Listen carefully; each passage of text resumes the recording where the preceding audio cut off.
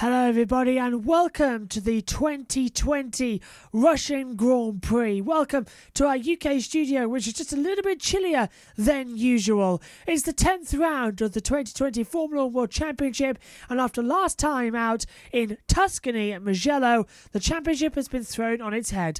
Lewis Hamilton arrives here with a sizable gap in the Drivers' Championship, with an opportunity also to equal the great Michael Schumacher's of 91 career victories.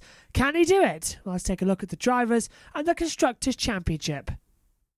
It's the 10th round of the Formula 1 World Championship, and for the first time we head to Eurasia. Welcome to the 2020 Russian Grand Prix at Sochi. After 9 races have been completed, it's Lewis Hamilton who across the board has had domination.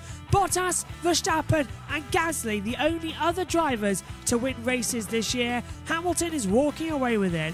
Moving further on, we have a 2-week break after Russia before we head over to the Eiffel Grand Prix, before Portugal and Emilia-Romagna over the 2-day event. Turkey, a double-header in Bahrain on a different circuit, of course, for Shakir, and on the 13th of December, the season will end in Abu Dhabi. In the Drivers' Championship, Lewis Hamilton leads the way, 190 points to him. He's 55 points clear of Valtteri Bottas. Max Verstappen on 110, hasn't scored points for 2 races now. He has really got to get up here in Russia. Lando Norris is ahead of that mini battle with Alexander Albon, Lance Stroll, Danny Ricciardo, Charles Leclerc, Sergio Perez, Pierre Gasly in the battle over 4th place. In the second page, watch out, Carlos Sainz is ahead. Only just though, Esteban Ocon joining the party. Vettel, 17 points still after 9 races, but still with no points on the board. Latifi, Russell and Grosjean. In the Constructors' Championship, Mercedes leads the way on a 152-point advantage to Red Bull. And then Mercedes, well, they're going to be Constructors' Champions in around about 3 races' time. McLaren, Racing Point, Renault, Ferrari, AlphaTauri, all in a battle for 3rd place.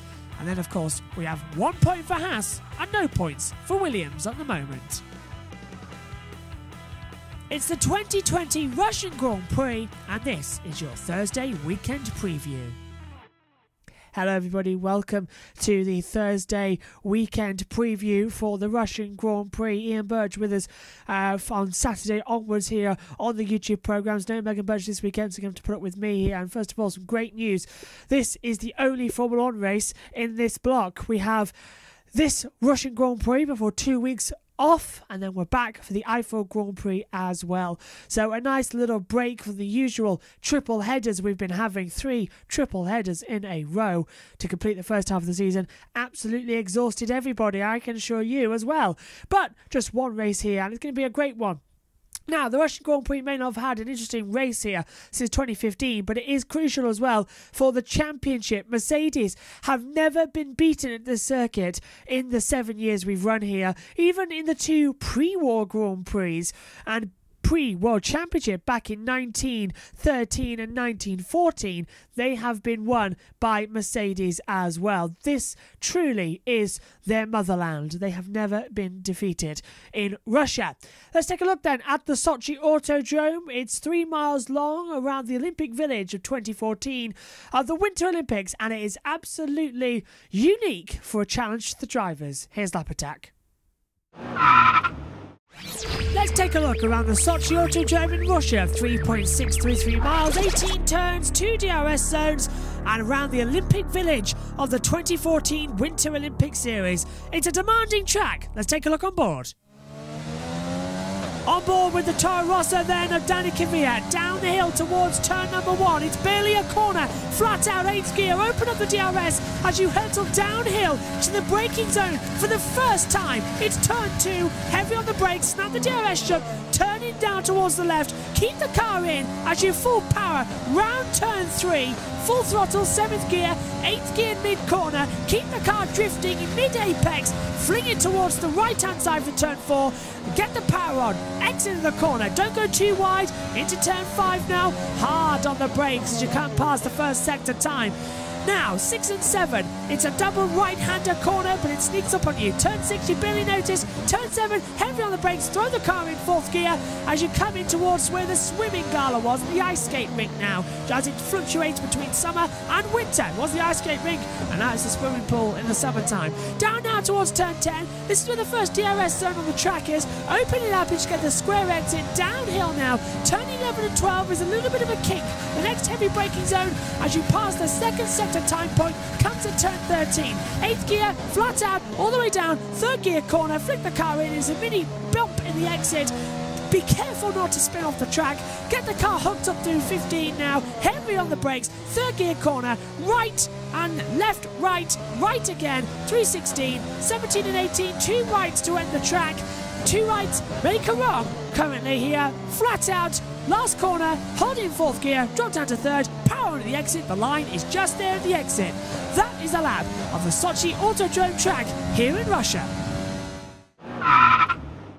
So Lewis Hamilton comes here then with the advantage, but it's also coming here with knowledge he hasn't signed a contract yet for 2021.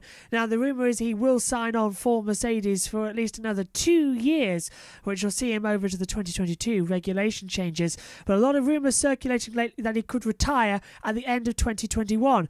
During the break also, he's announced an Extreme E team, which is the spin-off of Formula E for the Dakar Series racing as well. He owns his own team and he promises to be a diversity team as well of all races, which I think is fantastic news as well. Going forward, Valtteri Bottas, well, he visited a church during the break as well and prayed for guidance, but divine intervention looks unlikely. This circuit, of course, seen, yes, of his first victory, but also a couple of years ago of his most harrowing team orders effect when he was ordered to hand over Lewis Hamilton the win. It was rectified, though, later on in the year. But this circuit as well is crucial because, as I said, Mercedes have never been beaten here. Ferrari look off the pace, so it's time for the midfield battles to have their advantages as well. It looks to me that we could see McLaren, Renault and AlphaTauri battling up. Racing Point seem to be struggling coming into from previous races here, but this could be their time with the 2019 Mercedes car coupled over to the 2020 car, so it looks quite good overall. Right, we are on with free practice 1 tomorrow, 8:55 AM UK time. Everything a couple of hours early here because of Russia. I'll be on my own for that one. Joining us on Saturday will be Ian Birch as well, so in the commentary box we'll be ready for highlights of qualifying in the race in the Grand Review podcast during the week. So catch us with the Saturday practice review at 11:30 tomorrow. So 12:30 tomorrow, I should say. Followed by the Sunday race preview at 11:30 and the Sunday race review at 8 o'clock in the evening as well. It's going to be a great weekend. Looking forward to it here on Joshua Birch, Motorsport Journalist here on YouTube. Stay with us and it's going to be a great one. Bye for now.